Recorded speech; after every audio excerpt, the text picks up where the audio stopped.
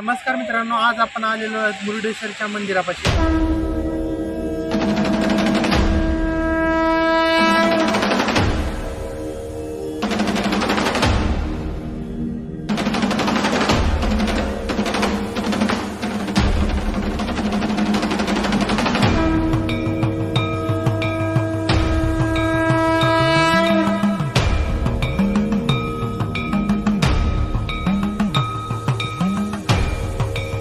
किती मोठ्या प्रमाणात कचरा आहे।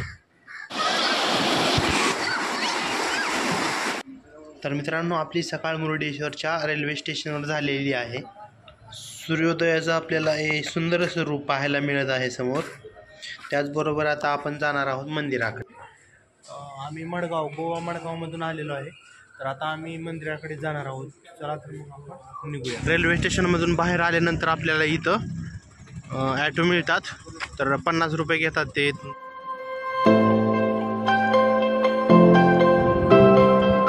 तर मित्रांनो, पाहू शकता हे प्रवेश मार्ग आहे मंदिराकडे जाण्याचा। तर आता आपण निघालेलो आहोत।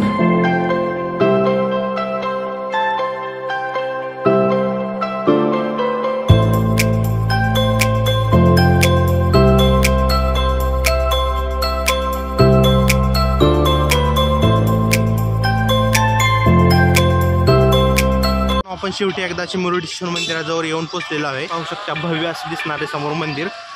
बाजूलाच आपल्याला बीच पाहायला मिळतोय। 7:30 वाजलेले आहेत आणि 7:30 वाजता आपण ते येऊन पोहोचलेलो आहोत। मूर्तीची उंची 123 फूट असून राजगोपुरमची उंची 249 फूट आहे। आज आपण आलेलो आहोत मुरुडेश्वरच्या मंदिरापाशी, कर्नाटक मधल्या प्रसिद्ध मुरुडेश्वर मंदिराजवळ। तर पाहू शकता अशा प्रकारे माझे भव्य असं दिसणारं मंदिर।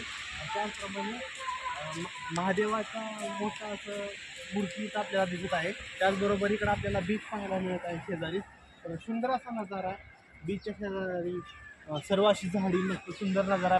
स्वच्छता थोडीशी कमी आहे इथं, पण छान वाटतं इथं शेजारी मंदिर बीचवर। त्याचबरोबर अशा प्रकारे इथं संख्या लोकांची पर्यटकांची खूप कमी आहे सकाळ सकाळी। आता जवळजवळ 7:45 वाजलेत सकाळचे। तर मित्रांनो, अशा प्रकारे तुम्ही मागे पाहता मुरुडेश्वराचं मंदिर आणि त्याचबरोबर हा मुरुडेश्वरचा बीच। सुंदर असा नजारा आपल्याला पाहायला मिळतोय।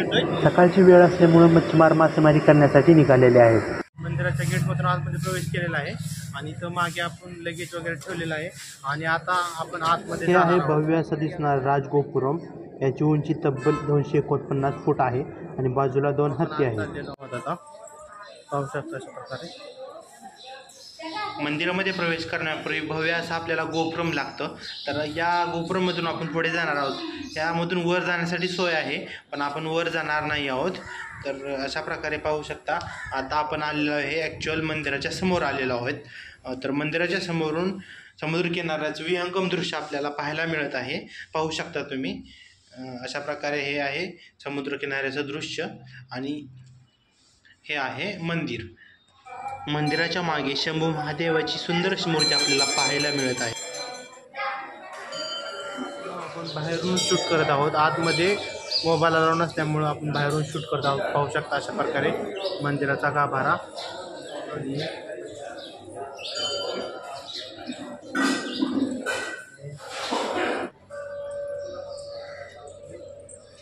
आपण आलेलो आहोत आता देव महादेव यांचा स्टॅच्यू आहे, इथं आलेलो आहोत। पाहू शकता वरून सर्वत्र असा नजारा दिसत आहे। हे मंदिर, हा बीच। जगातील दुसऱ्या क्रमांकाची सर्वात उंच मूर्ती आपल्याला महादेवाची पाहायला मिळत आहे। जवळून पाहत आहोत हे, तर पाहू शकता आपण किती भव्य आणि दिव्य असा आहे। खूपच मोठा आहे हा। त्याचबरोबर आपल्याला या स्टॅच्यूच्या मागे हा असा समुद्र पाहायला मिळतो। सुंदर असा समुद्र आपण पाहत आहात।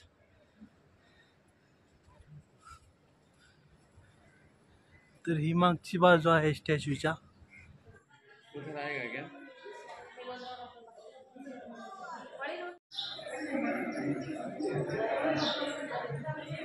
इथं म्युझियम आहे आणि इथं तिकीट आपण काढलेलं आहे, आत जाणार आहोत।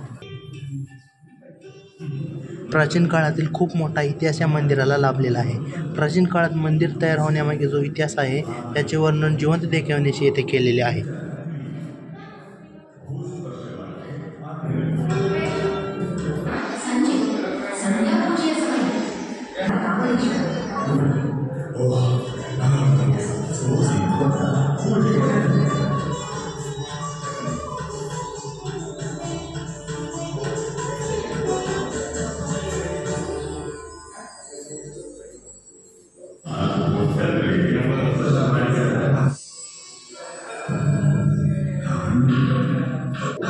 123 फूट उंच असणारी भगवान शंकराची जगातील दुसरी सर्वात उंच मूर्ती आहे आणि याच्या तिन्ही बाजूंनी अरबी समुद्राने वेढलेली आहे. प्रत्येक पर्यटनस्थळाच्या ठिकाणचा एक महत्त्वाचा प्रश्न म्हणजे हा कचऱ्याचा. मी आतापर्यंत जितक्या पर्यटनस्थळी गेलेलो आहे तिथं मला असा कचरा पाहायला भेटलेला आहे. तर इथं पाहू शकता तुम्ही किती मोठ्या प्रमाणात कचरा आहे. पाहू शकता तुम्ही स्वच्छता असं म्हणलं तर एवढं सुंदर पवित्र देवस्थान आहे. स्वच्छता इथं खूप कमी आहे. कचरा सर्वत्र केला आहे. ह्याला जबाबदार खरं तर येणारे भक्त लोक आहेत की कुठेही कचरा टाकणं, कचरा कुंडीत न टाकता एवढं सुंदर देवस्थान गलिच्छ करून टाकलेलं आहे. पाहू शकता तुम्ही कचऱ्याचं वास्तव किती आहे इथं. हे फक्त एका बाजूचं मी तुम्हाला दाखवलं. अजून काही ठिकाणी दाखवलं तर भरपूर आहे अजून.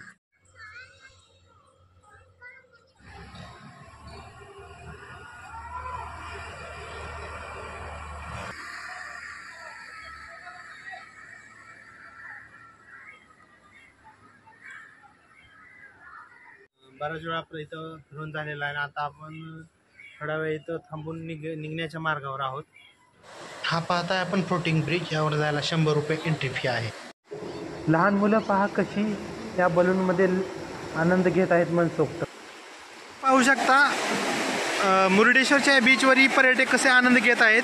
एवढं ऊन आहे तरी सुद्धा या उन्हात पाण्यात डुंबण्याचा आनंद घेत आहेत. तर इथं बऱ्याच प्रकारच्या हॉर्स रायडिंग आहेत, ॲडव्हेंचरस ॲक्टिव्हिटी भरपूर आहेत, पॅराग्लायडिंगसुद्धा आहे, जेट स्की रायडिंग आहे. भरपूर ॲडव्हेंचरस ॲक्टिव्हिटी आहेत. पाहू शकता आपण इथं हॉर्स रायडिंगसुद्धा आहे, कॅमल रायडिंग आहे. त्याचबरोबर या बलूनमध्ये पण आपण जाऊ शकतो, आत समुद्रामध्ये जाऊ शकतो.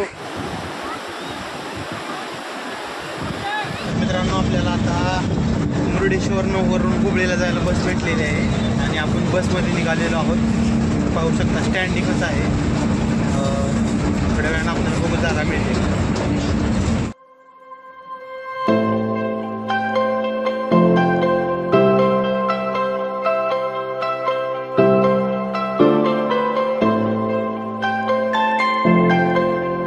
कोमटा बस स्टँडवर बस थांबलेली आहे जेवण करण्यासाठी आणि ऊन खूप धगधगतंय. पाहू शकता अशा प्रकारे कोमटा बस स्टँडवर आहे आपण आता.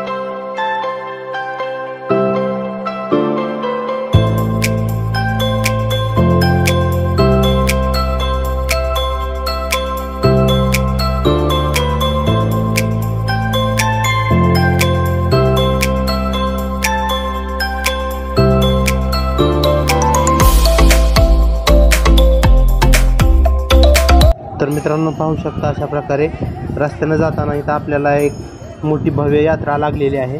तर या यात्रा कोणती आहे मला माहिती नाही एवढं, पण एक गाव आहे छोटंसं. त्या गावामध्येही मिरवणूक चाललेली आहे या रथाची. तर इथं बस बराच वेळ थांबलेली आहे, त्यामुळं आता मी थोडं गरम पण भरपूर होत आहे. उन्हाळा आहे त्यामुळं गरम होत आहे आणि इथं थोडं मी टाईम लॅप्स घेतो.